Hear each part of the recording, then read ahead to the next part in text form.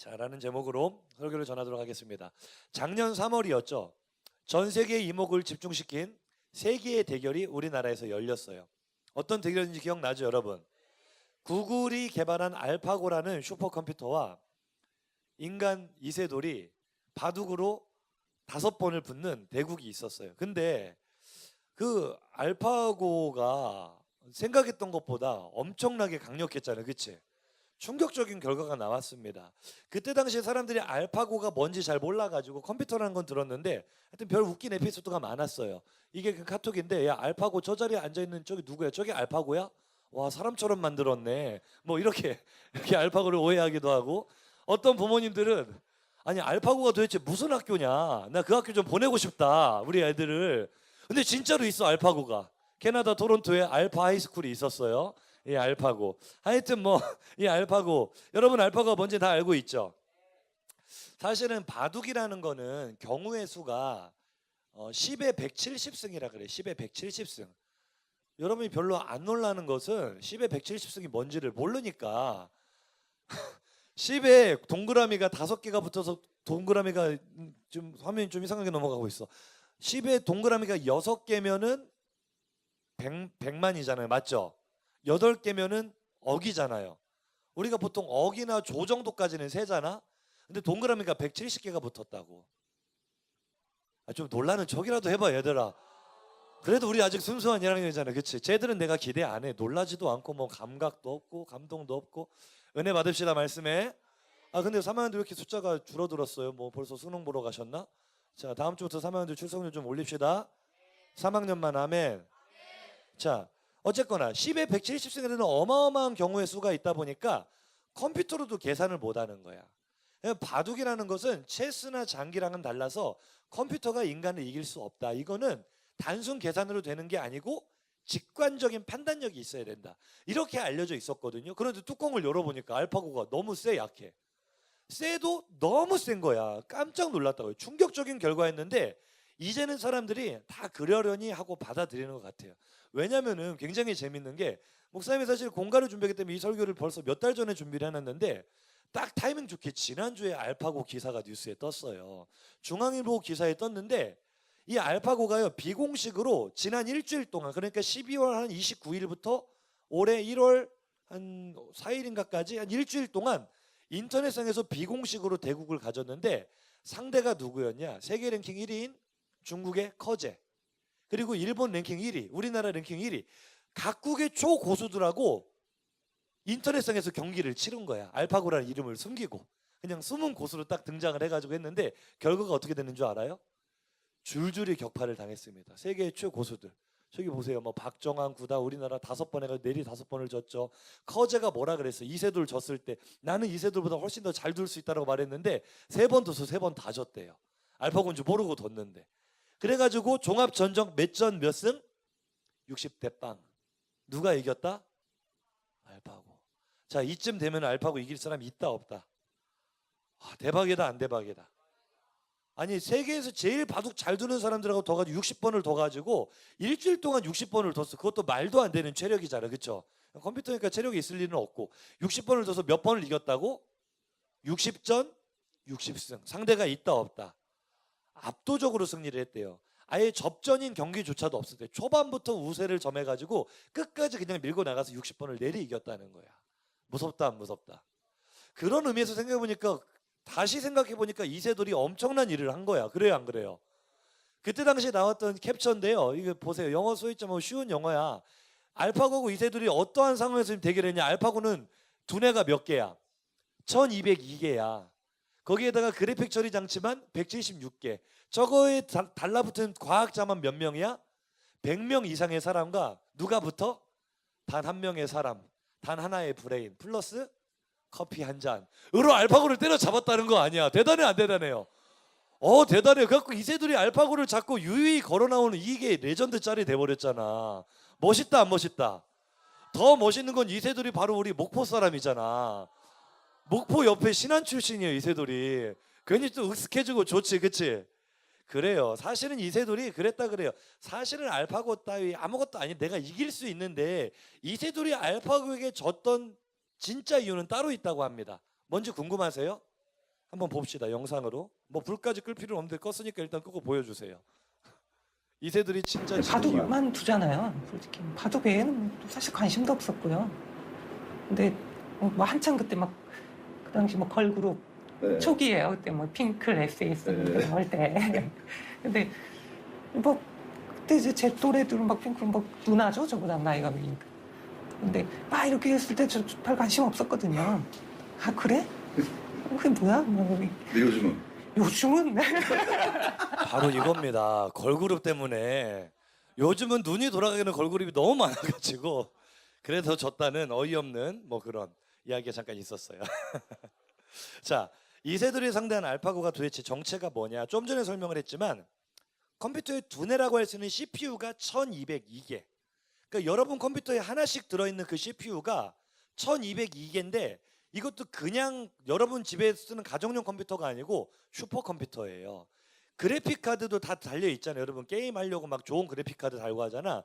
이런 그래픽 처리 장치만 176개. 놀라는 척이라도 좀 하라니까 얘들아. 거기다 더 무시무시한 건 저게 바로 알파고야. 구글 본사에 있는 슈퍼컴퓨터 1000대를 연결한 겁니다. 그러니까 사람이 저거하고 싸움을 한다는 게 말이 돼 안 돼? 말이 안 돼.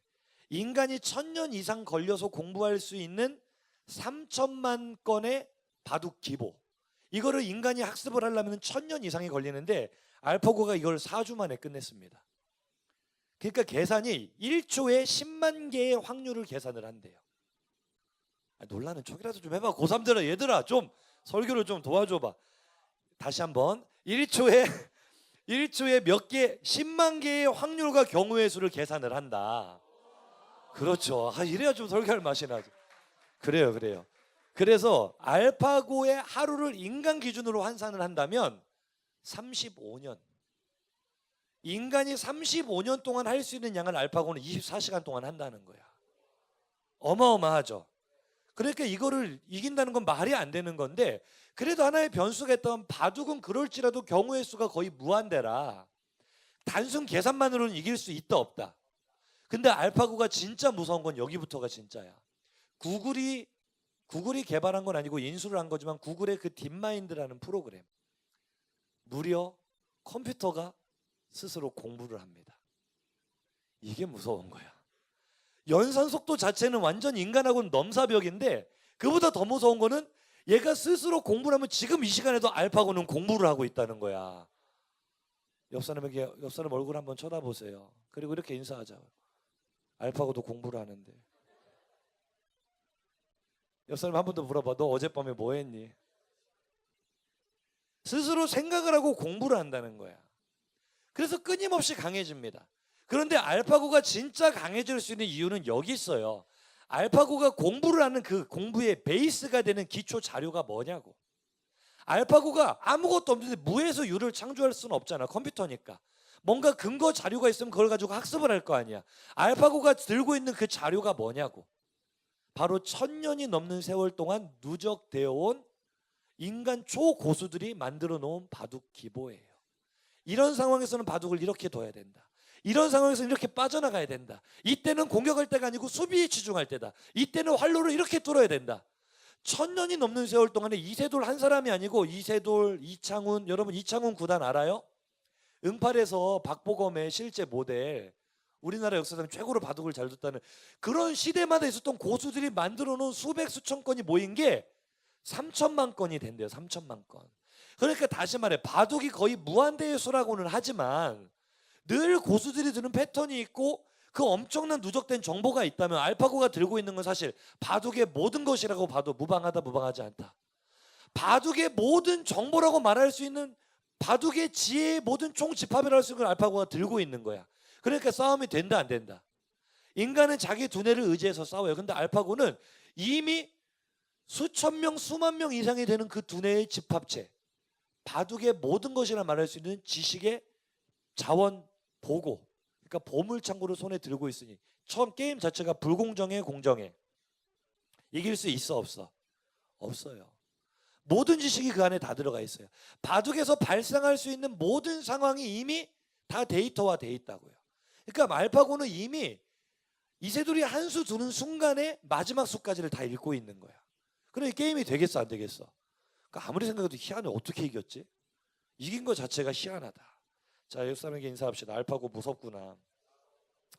그러니까 바둑판이요, 꼭 인생하고 똑같거든. 수많은 함정의 연속이에요. 바둑을 둘 때는요, 사람들이 상대방의 심리를 건드리면서 계속 두거든. 그래서 끊임없이 함정을 판다고. 이 함정에 상대방이 걸려들어서 그 수를 말려들기 시작하면 내가 이익을 보는 거야. 상대방도 나에게 빠져들려고 함정을 막 판단 말이야. 근데 나는 그 함정을 빠져나가면 많이 버는 거야. 그런데 미생이라는 드라마 기억나죠, 얘들아? 미생이 인생을 바둑판에 비유를 하잖아.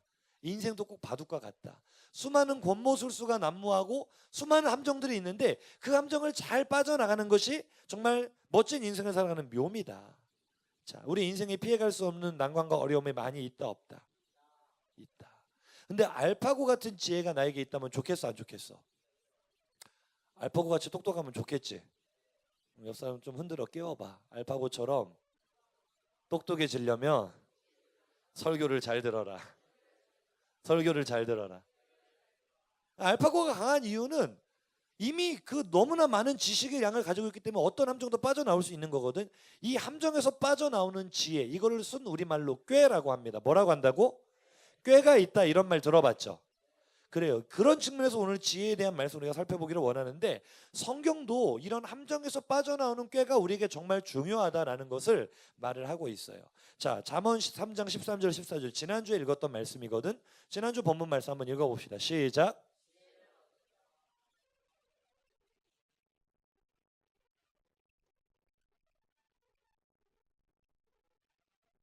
자, 은이나 금보다 뭐가 낫다고 성경이 말합니까? 지혜. 왜 은이나 금보다 지혜가 낫다고 말하느냐? 우리는 돈만 많으면 최고일 것 같은데 왜 지혜가 더 낫다고 생각을 하느냐? 자, 생각해 보세요, 여러분. 여러분이 절체절명의 위기의 상황에 딱 빠졌다고. 그때 나를 구해주는 게 돈이겠어? 그때 나를 살릴 수 있는 게 뭐겠어? 지혜야. 그 토끼와 거북이가 아니고 토끼하고 거북이가 등장하는 이야기가 참 많아요, 그렇죠? 그 용궁가라고 하나, 별주부전이라고 하나, 이거 들어봤죠? 용왕님이 병이 들었어. 그래가지고 뭐를 먹어야 낫는데? 토끼의 간을 먹어야 낫는데, 그래서 이 착한 거북이가 용왕님을 살리려고 토끼를 찾아가잖아, 그치? 아니, 좀 호응이라도 해봐. 거북이가 착하다는 점에서 동의가 안 되는 거야? 어쨌거나 이 착하고 멋있고 잘생긴 거북이가 토끼를 찾아가가지고 토끼에게 너 간 내놔 이렇게 말하지 않죠. 용왕님이 아픈 건 뭐 간 때문이야 이렇게 노래도 부르지 않죠. 뭐라고 합니까? 뭐라고 했지? 뭐 바다 구경을 한번 해보자고 했던가? 하여튼 거북이의 거짓말도 잘, 이건 선의의 거짓말. 선의의 거짓말로 토끼를 속여가지고 토끼를 등에 태우고 이제 바닷속 구경을 하는 거야, 그쵸? 토끼가 물속에 들어갔는데 왜 숨이 안 막히냐라고 말하지 마. 동심이 파괴되니까. 어쨌거나 토끼가 거북이를 따라서 용왕님 앞에 딱 왔더니 이제 거북이가 본색을 드러내는 거지. 닌자 거북이처럼 칼을 딱 꺼내가지고 토끼의 배를 가르려고 하니까 토끼가 이제서야 상황 파악이 된 거야. 이 거북이 자식이 나를 삶아 먹으려고 날 지금 일로 데려왔구나 생각이 딱 드니까 어떻게 나를 잡아 먹으라고 튀어요. 물속에서 어떻게 튀겠어. 얘들아, 모르는 게 한 가지 있는데 거북이는 물속에서 의외로 빠르다. 상당히 빨라. 그 영화 제목도 있어요. 거북이는 의외로 뭐 빨리 헤엄친단가? 영화 제목도 있어. 물속에서는 토끼보다 거북이가 훨씬 빠르죠. 도망갈 수 있어 없어? 자, 토끼가 이제 살 수 있는 방법은 뭐야? 지금 거북이한테 돈을 주면서 이렇게 로비를 하면 살 수 있을까? 거북이 돈에 흔들리지 않습니다. 혹시 초콜릿을 준다면 모르겠지만 어쨌거나 지금 토끼를 살릴 수 있는 건 음이나 금이 아니고 뭐가 필요하다? 지혜가 필요하다. 그래서 토끼가 어떻게 살아나지? 용왕님, 내가 그럴 줄 알았으면 미리 연락을 좀 주시지. 저 나쁜 거북이가 말도 안 하고 날 데려오는 바람에 내가 간을 잘 빨아가지고 양지 바른 데다가 지금 널어놓고 왔는데 말을 했어야 내가 그걸 가져올 거 아니냐고. 그 가지로 다시 가자고. 그래가지고 또 착한 거북이가 토끼를 태워가지고 갔다는 거 아니에요. 토끼 살았다 죽었다. 살았다. 거북이는 상상에 맡길게요. 동심이 파괴되니까. 자, 지금 토끼를 살린 거는 은이나 금이 아니라 뭐다? 지혜다. 함정에서 빠져나오기 위해 제일 필요한 게 뭐다? 우리 인생에서 가장 필요한 게 뭐다? 그래서 잠언 3장 18절 지난주에서 이런 말씀이 있었죠. 한번 읽어봅시다. 시작. 할렐루야. 지혜는 그 얻은 자에게 무엇이다? 생명나무다. 이제 이 의미가 여러분 마음에 와 닿습니까? 여러분에게 인사합시다. 지혜가 생명줄이다. 지혜가 생명줄이다. 그 영국의 킹 제임스 1세가 다스리던 시대에요. 굉장히 법이 엄격했어요. 작은 일도 엄하게 다스리던 시대였기 때문에 암스트롱이라는 청년이 남의 그 머슴살을 하는 젊은이였는데 뭐 배가 고파서 그랬는지 심심해서 그랬는지 양을 한 마리를 훔친 거야. 근데 그게 발각이 됐는데 판결이 나왔어요. 사형. 그 당시 법이 이렇게 힘들었다니까. 작은 죄만 지어도 벌을 엄하게 받던 시대라 양 한 마리 훔쳤다가 사형 선고를 받고 사형 집행을 앞두고 감옥에 갇히게 된 거야. 근데 이 시기가 또 어떤 시기냐면 여러분 킹 제임스 버전이라고 영어 성경 들어봤습니까? 이 제임스 왕이 성경을 새로 번역하던 신앙심이 좋은 왕이었거든요. 그래서 온 국민에게 성경 읽기를 장려하던 시기였어요.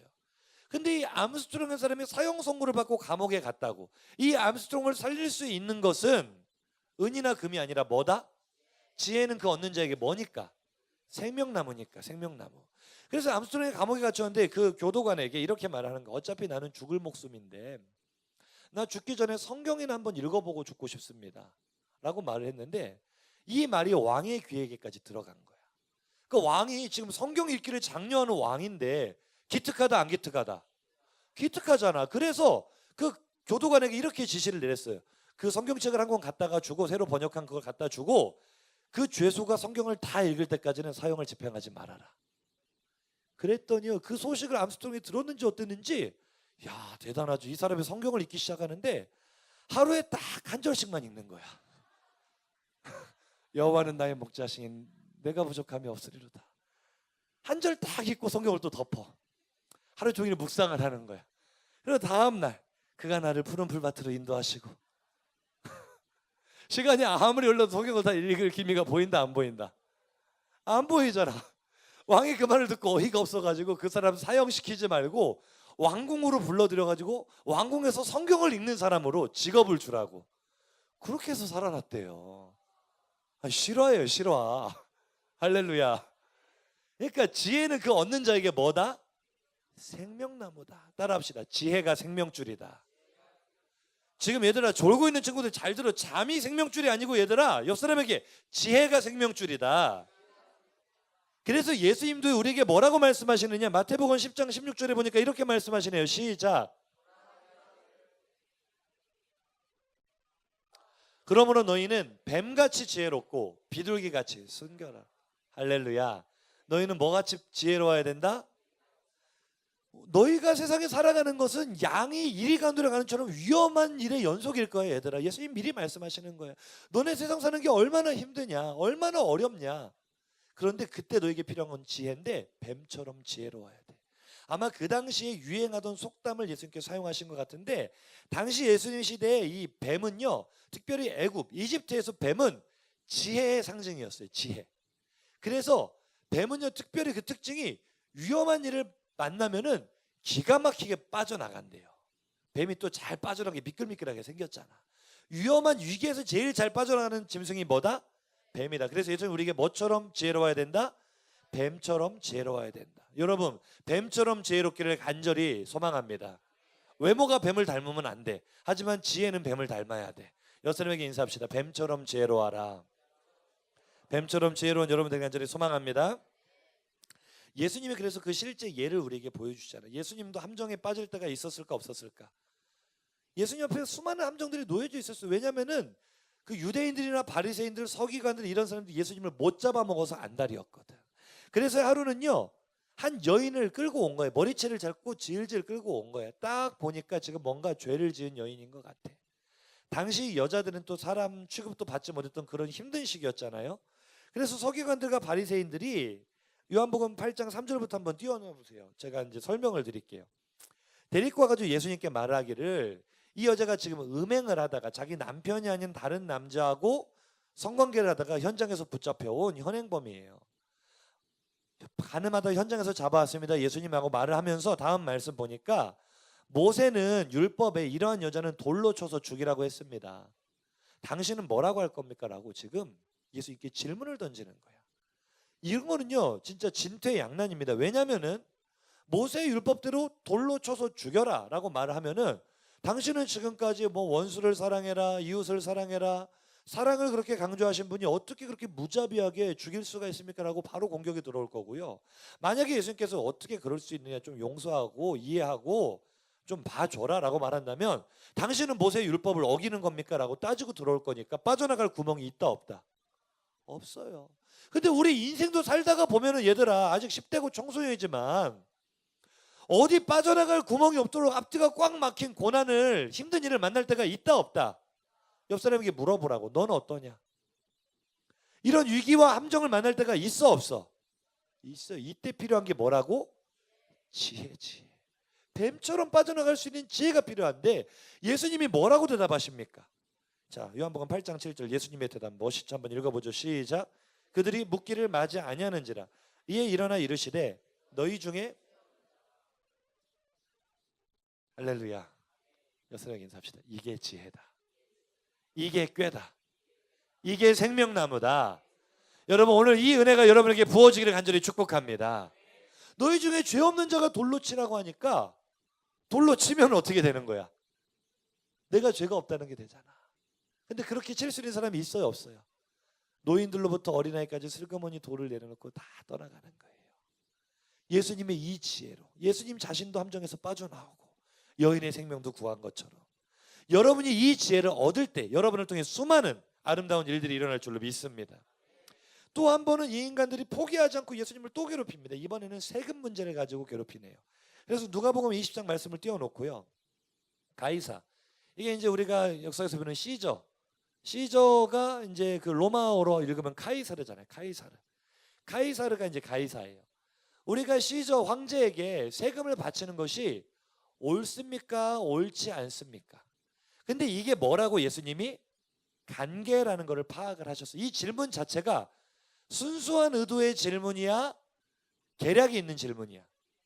지금 예수님을 함정에 빠지게 하려고 파놓은 질문이거든. 자 보세요. 가이사에게 세금을 바쳐라 라고 말을 한다면 유대인의 민족 정체성을 건드는 게 됩니다. 유대인들에게 그들이 지금 로마에게 억압을 당하면서 굉장히 반감이 많은데 반감이 많은 유대인들의 마음을 잃어버리게 돼요. 그러니까 이 얘네들이 머리를 잘 쓴 거야. 예수님이 유대인들에게 너무 인기가 많으니까 어느 쪽으로 대답을 하든 예수님이 함정에 빠질 수밖에 없는 질문을 한 거야. 세금을 바쳐라 하면 예를 들어 이런 거야. 일제 36년 우리나라가 일제 강점기 때 일본에게 가서 조금 과장하자면 신사참배를 해도 되고 일본에게 세금도 바쳐야 되고 적당하게 우리가 일본에게 협력을 해야 돼 라는 대답이 되는 거예요. 그럼 우리나라 사람들 이거 받아들일 수 있겠어 없겠어? 받아들일 수 없는 말이잖아. 그럼 반대로 세금 바치지 마 라고 대답을 한다면 이번엔 누가 문제가 됩니까? 로마 당국이 볼 때는 반역자가 되는 겁니다. 바로 체포돼서 투옥시킬 수 있는 범죄가 되는 거예요. 빠져나갈 구멍이 있다 없다? 없잖아. 이때 필요한 게 뭐라고? 지혜. 예수님께서 뭐라고 대답하십니까? 다시 한번 본문 띄워주시고 아랫줄 노란 글씨 그런즉부터 읽어봅시다. 그런즉 시작.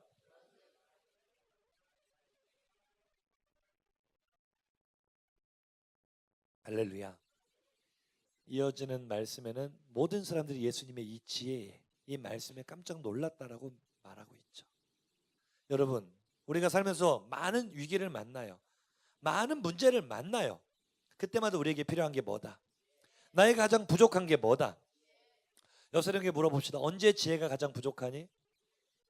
대답 한번 해보자 얘들아. 고개 들고. 오늘 왜 이렇게 피곤해 아니에요? 일부 예배부터 나와서 그런가? 자 소리야 잠 깨고 옆 사람 보고 인사합시다. 너는 언제 지혜가 가장 많이 부족하니? 자 여러분 한번 대답해 보세요. 언제 지혜가 제일 부족한 것 같아? 바로 지금 이 순간? 언제긴 언제야? 시험 볼 때지. 가장 지혜가 절실한 순간이 언제야? 시험 볼 때잖아. 수능 볼 때 지혜의 영이 임하기를 원해 안 원해? 원해. 근데 그 순간 우리는 항상 지혜가 부족하다. 함정을 피해가는 지혜가 충만하다면 시험 문제도 다 함정이잖아. 지뢰밭이잖아. 그래 안 그래? 이거를 피해가는 지혜가 나에게 충만하다면 옆 사람에게 인사합시다. 네 성적표가 그 모양은 아니겠지. 지혜가 부족하다 안 부족하다? 부족해요. 우리는 함정을 피해가고 싶은데 이 매력적인 오답이 우리를 못 살게 구는 거예요. 그래 안 그래?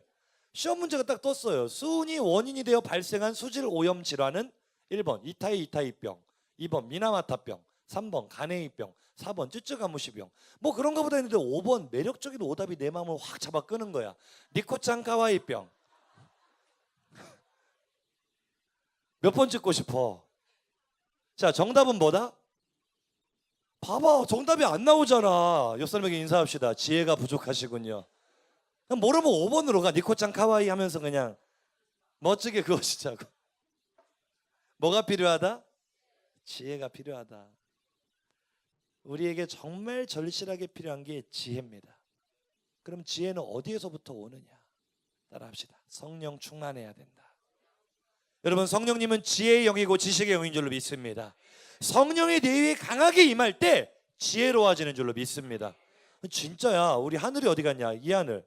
딱 카메라 딱 잡아줘야 돼. 이럴 때. 하늘이가 이번에 우리 회개잖아. 회개. 맞죠?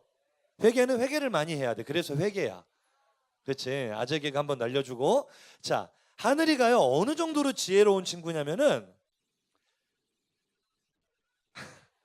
삼국 통일을 어느 나라가 했는지를 모르더라고. 삼국, 아니 자랑스럽게 나한테 고등부 처음 올랐을 때 목사님 삼국시대에 어디가 통일했어요? 그럼 너무 자연스럽게 물어봐서 내가 당황해서 무슨 넌센스 퀴즈인 줄 알고. 진짜 몰라. 진짜 너무 지혜로운 친구였어. 근데 하늘이가요 기도도 열심히 하고 성령의 은혜가 임하잖아요. 찬양 인도도 잘하고. 그치? 찬양하는 모습만 봐도 은혜가 되잖아. 지혜의 영이 임하니까. 하늘이 이번에 전교 3등 했다고? 아니 다 3등쯤은 하나 봐 얘들아. 놀라는 척이라도 좀 해봐. 전교 3등 아무나 하냐? 아무나? 삼국 통일을 어느 나라가 했는지도 몰랐는데 뭐 그때 뭐 한국사를 다 맞았다나? 언젠가 한 개 틀렸다나? 아니 돼요 안 돼요? 성령님은 지혜의 영이라니까. 지금 전혀 안 믿는 눈치로 하고 있는데 다음 주에 성적표 인증하는 수가 있어요. 진짜 하늘이 거짓말이 아니고 지혜의 영이 임하면은요 여러분 함정 피해갈 수 있는 줄로 믿습니다. 하나님께서 우리에게 이렇게 말씀하셨어요. 하나님은 지혜의 영이다. 그 지혜를 어디서 구할 거냐? 너희들 하나님께 구해라. 야고보서 1장 5절에 한번 읽어봅시다. 시작.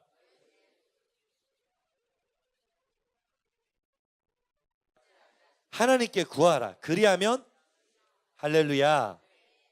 우리에게 지혜가 필요한 순간이 얼마나 많아요. 순간 선택의 기로에서 사탄이 아니라 하나님을 선택하는 거, 불행이 아니라 행복을 선택하는 거. 이 지혜는 누구에게서부터 온다? 하나님께로부터 온다. 그러면 구해야 된다? 안 구해야 된다? 우리가 구하면 하나님은 우리에게 너는 그것도 모르냐고 꾸짖 주신다? 꾸짖지 않으신다? 조금 주신다? 후히 주신다?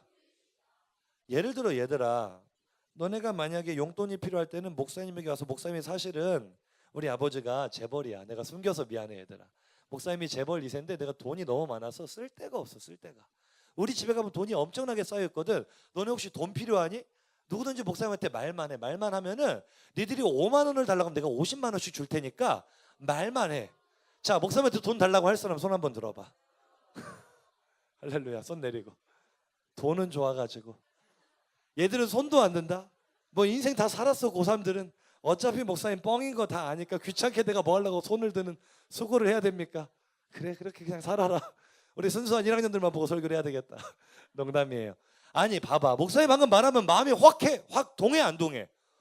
와, 진짜 내가 말만 하면 준다고? 뭐 넌 거지냐? 뭐 이렇게 나한테 묻지도 따지지도 않고 내가 조금 달라고 해도 많이 준다고? 그러면은 달라고 하고 싶어, 안 달라고 하고 싶어? 달라고 안 하면 바보지. 그래 안 그래? 근데 하나님이 말씀이 우리에게 약속을 하셨다고요. 누구든지 지혜가 부족하거든 나는 후히 주는 하나님이야. 나는 꾸짖지 않는 하나님이야. 구하기만 하면 내가 너에게 줄 건데. 옆 사람에게 물어보세요. 왜 안 구하니? 여러분, 모든 지혜와 지식이 성령으로부터 오는 줄로 믿습니다.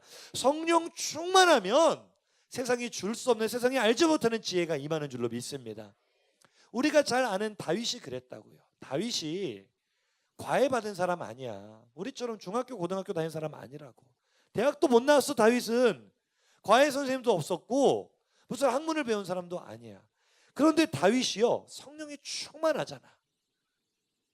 아멘 좀 해보세요. 다윗이 성령이 충만하니까 그 하는 모든 일들이 어땠느냐. 사무엘상 18장 14절 15절에 이렇게 기록하고 있습니다. 시작. 모든 일을 지혜롭게 행하니라. 여호와께서 그와 함께 계시니라. 사울은 다윗이 크게 지혜롭게 행함을 보고 그를 두려워하였어. 할렐루야. 여호와께서 그와 함께, 성령이 그에게 임하니까 다윗이 하는 모든 일이 어떻게 한다? 지혜롭게 행한다. 이 사건이요, 다윗이 골리앗을 죽인 이후에 사울의 왕궁에 들어온 이후부터 펼쳐지는 이야기거든요. 이때 상황은요, 사울이 다윗을 시기하기 시작합니다. 사울은 왕이에요. 힘이 있어요. 지식이 있어요. 자기 마음대로 모든 걸 다 할 수 있는 사람이에요. 다윗은 이제 어린 소년이에요. 이제 막 왕궁에 들어서 아는 게 없어요. 그런데 사울이 다윗이 너무 미워. 그래서 다윗을 죽이려고 막 창도 던지고 다윗을 하여튼 죽이려고 그래. 자, 이런 상황이면 누가 누구를 두려워해야 돼? 다윗이 사울을 두려워해야 되잖아요. 맞아요, 들려요? 그런데 오늘 성경 말씀을 보니까 누가 누구를 두려워해? 사울이 다윗을 두려워해. 왜? 그에게 뭐가 있으니까? 지혜가 있으니까. 그의 지혜는 어디로부터 온 지혜니까? 여호와께서 그와 함께 계시니라. 위대한 하나님 나와 함께 하시니 내 모든 삶. 여러분 믿으십니까? 다윗이 그런 삶을 산 거야. 그러니까 그에게 지혜가 임하잖아. 지혜가 임한 사람은요, 하나님의 성령이 임한 사람은요, 세상이 그를 두려워하는 줄로 믿습니다. 세상이 그를 감당하지 못하는 줄로 믿습니다. 우리는 세상을 두려워하지. 내가 이렇게 공부해가지고 내가 대학을 갈 수 있을까? 내가 어떤 삶을 살 수 있을까? 나는 세상을 두려워해. 그런데 사실은 하나님의 영이 나에게 충만해서 하나님의 지혜가 나에게 임하면 내가 세상을 두려워하는 게 아니고 세상이 나를 두려워하게 된다고. 아멘 좀 해봐 얘들아. 그렇게 살기 원하면 아멘 한번 해봅시다. 아멘. 그렇게 멋진 삶 살고 싶어요 여러분? 할렐루야. 이번 수련회를 통해 우리가 얻기 원하는 것도 이 하나님의 지혜 아니야? 다윗처럼 성령 체험을 하자는 거 아니냐고요. 특별하게 말씀으로 훈련을 받잖아요, 수련회 설교는. 그렇죠? 그러면서 하나님의 성령을 통해, 말씀을 통해 지혜가 우리에게 임하면, 옆 사람에게 인사합시다. 너도, 안 따라하는 사람이 너무 많다, 너도 세상이 두려워하는 사람이 된다. 할렐루야. 자, 우리에게 꼭 필요한 게 뭐다? 지혜다. 지혜는 어디서부터 온다? 하나님께부터 온다. 성령께서 주신다. 자, 그러면 성령의 그 지혜가, 성령의 생각이 글로 표현된 게 뭐야? 대답 한번 잘해봐. 다시 한번. 우리에게 꼭 필요한 게 뭐다? 지혜. 지혜는 어디서부터 온다? 하나님. 하나님의 생각이 글로 표현된 게 뭐다? 자, 그럼 결론 내려봅시다. 지혜는 어디서부터 온다? 성경에 손을 한번 얹어보세요. 그리고 한번 고백해보세요. 알고 보니 이 성경이 지혜의 보물창고였구나. 할렐루야. 할렐루야. 여러분 손에 들고 있는 이 성경이 어떤 존재인지, 어떤 가치를 가지고 있는지 알겠습니까? 할렐루야. 할렐루야. 다윗이요, 사울을 두렵게 했던 그 지혜가 어디서부터 자기에게 임했는가? 오늘 본문에 정확하게 말을 하고 있잖아요. 다윗에게 임했던 지혜 어디서부터 왔으니까 오늘 본문 말씀 한번 보세요. 시작. 여호와의 율법은 완전하여 영혼을 소성시키며 여호와의 증거는 확실하여 우둔한 자를. 할렐루야. 나를 지혜롭게 하는 원천이 어디에서부터 왔다? 여호와의 율법, 여호와의 증거. 이어지는 말씀에도 뭐 여호와의 도, 여호와의 법, 여러 가지 다르게 표현이 됐지만 그것들이 딱 지칭하는 건 딱 한 가지. 뭐야? 하나님의 말씀, 바로 성경이요. 성경이 나를 지혜롭게 했다고요. 성경을 내가 늘 묵상하고 여호와의 말씀을 주야로 묵상하며 그 말씀을 즐거워했더니 내가 시냇가에 심은 나무처럼 복 있는 사람이 됐다고요. 행복한 사람이 됐다고요. 세상이 나를 두려워하는 그런 인물이 됐다고요. 할렐루야. 하나님의 말씀은 완전한 줄로 믿습니다. 내가 우둔할지라도 괜찮아요. 내가 성적이 조금 나오지 않아도, 내가 공부를 좀 못해도 옆 사람 보고 인사하세요. 괜찮아. 괜찮아. 왜요? 여호와의 말씀이 나를 지혜롭게 할 거니까요. 여호와의 말씀은 나를 지혜롭게 해 충분할 만큼 완전한 말씀이니까요. 그래서 시편 19편에서 다윗은 한 번 더 고백합니다. 주의 계명들을 한번 읽어봅시다. 시작. 그것들이 나를 원수보다 지혜롭게 하는. 할렐루야. 지난주에 이어서 이번 주에도 2017년 여러분에게 강력하게 하나님께서 꽂아주시는 말씀 무엇인지 마음으로 느껴집니까? 올 한 해는 무엇에 목숨을 걸자?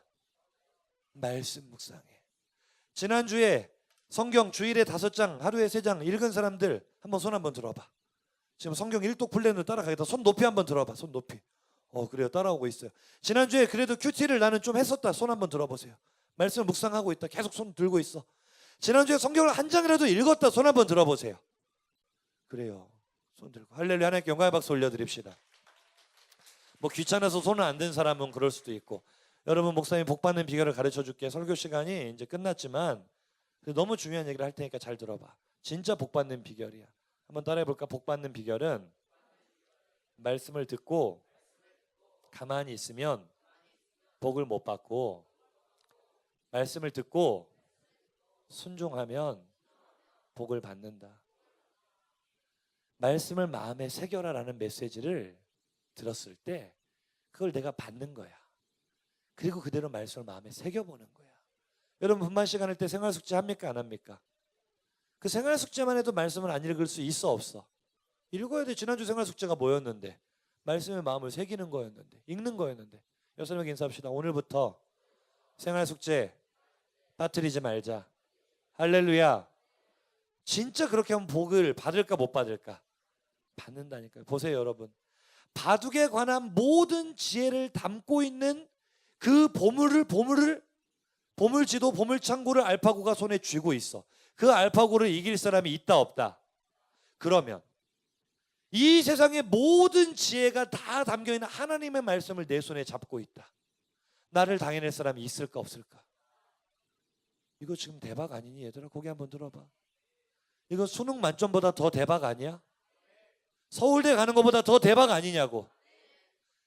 이 세상의 모든 지혜가 다 들어있는 보물창고가 뭐라고? 하나님의 말씀인데, 이 지혜만 내 것으로 가질 수만 있다면 이거는 대한민국에서 1등으로 공부를 잘한 것보다 더 귀한 거 아니냐고요. 그래요 안 그래요? 삼국지 3번 읽은 사람과 상대하지 말라는 말이 있어요. 삼국지에는 온갖 권모순수가 다 들어있기 때문에 그거를 3번 정도 독파한 사람에게는 어떤 속임수도 통하지 않는다. 그 사람은 정말 상대하기 까다로운 사람이다. 이런 말이거든요. 유대인들이 왜 그렇게 지혜롭습니까?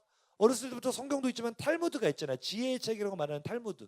유대인들이 아마 성경 다음으로 가장 많이 읽는 책이 탈무드일 거예요. 그러면 보세요.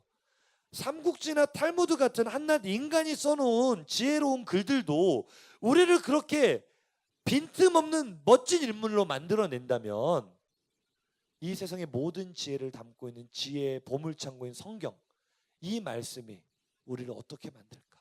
여러분에게 한번 물어봅시다. 성경이 너를 어떻게 만들어갈 것 같니? 할렐루야. 여러분 이 말씀을 마음에 새기고 이 보물창고를 가장 소중하게 여기는 여러분들에게 간절히 축복합니다. 시편 111편 10절 보고 마치죠. 시작.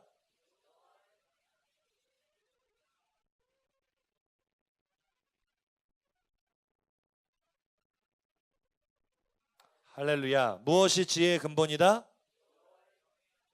여호와를 경외한다는 것은 하나님을 두려워한다는 것을 의미해요. 하나님을 두려워한다는 것은 하나님의 뜻대로 행하는 것을 의미하고요. 하나님의 뜻대로 행하기 위해서는 따라합시다. 내가 죽어야 된다. 내 뜻과 내 고집을 꺾어야 돼요. 이번 수련회 우리는 말씀 훈련 받으러 갈 겁니다. 지혜의 보물창고인 이 말씀을 우리 가슴에 새기는 작업을 이번 수련회에 할 거예요. 지난주 이번 주 계속 수련회 가자고 우리가 독려하고 있는데 이 자리에 딱 2종류의 사람이 있습니다. 그래 나 수련회 가야지. 예수님 만나야지. 내 인생의 터닝포인트를 봐야지. 여호와를 경외함이 지혜의 근본이기 때문에 여호와를 경외함으로 내 마음이 어떻든지 상관없이 내 상황이 어떻든지 상관없이 여호와께서 그것을 나에게 원하시기 때문에 나는 수련회 꼭 가야 되겠다. 그래서 이 지혜의 말씀을 내 마음에 새겨야 되겠다. 다짐하는 친구들이 있고요. 또 한 부류의 친구들은 사실은 제일 불쌍한 친구들이에요. 고개 한번 들어봐. 목사님이 여기서 아무리 목에 핏대 세우면서 설교를 해도 당신은 계속 떠드시고 나는 내 인생 내 맘대로 살 거니까 내 인생 터치 좀 하지 마세요. 귀찮아요. 수련회를 내가 왜 가? 할 일이 얼마나 많은데. 그럼 뭐 어떻게 하겠어요? 본인 선택인데. 목사님 어떻게 도와줄 수 있을까? 물론 내가 좀 더 권유할 수 있어. 좀 더 끌어줄 수 있어. 그런데 결국 따라합시다. 선택은 네가 하는 거야. 여러분 하나님 정말 살아계심을 믿습니까? 이 말씀이 살아계신 하나님의 말씀이라는 거 믿습니까? 그러면 정말 믿는 것처럼 행동해보라고요. 누구 위해서 수련회 가주지 말고 누굴 위해서 가니 수련회를? 나를 위해서 가니? 얘들아 목사님은 너희들 한 명이라도 덜 가면 더 편하다. 오해하지 마. 나를 위해서 가주는 거야 수련회를? 옆 사람에게 물어보세요. 수련회 누구 위해서 가니? 얘들아 수련회를 통해 인생이 뒤집어진 사람이 한둘이 아니야. 수련회를 통해 이 살아계신 하나님의 말씀을 가슴에 새긴 사람이 한둘이 아니라고. 앞에 서 있는 목사님도 진짜 말 못할 꼴통이었는데 수련회를 통해서 이 말씀이 내 마음에 새겨지니까 내 인생이 뒤집어진 거야. 여기까지 왔다고. 이 내 인생에 몇 번이 돌아올지 모르는 이 귀한 기회를 놓친다는 건 너무 바보 아니야. 지혜의 보물창고가 여러분을 기다리고 있는데 옆 사람에게 한 번만 물어보세요. 너 계속 고집 부릴 거니? 마음대로 해라. 하지만 가는 자에게는 복이 있을 줄로 믿습니다. 아직 신청서 안 쓴 친구도 오늘 신청서 꼭 쓰고요. 수련회 회비도 오늘까지 내야 돼요. 오늘 내서 꼭 수련회 큰 은혜 받는 여러분들이 간절히 소망합니다.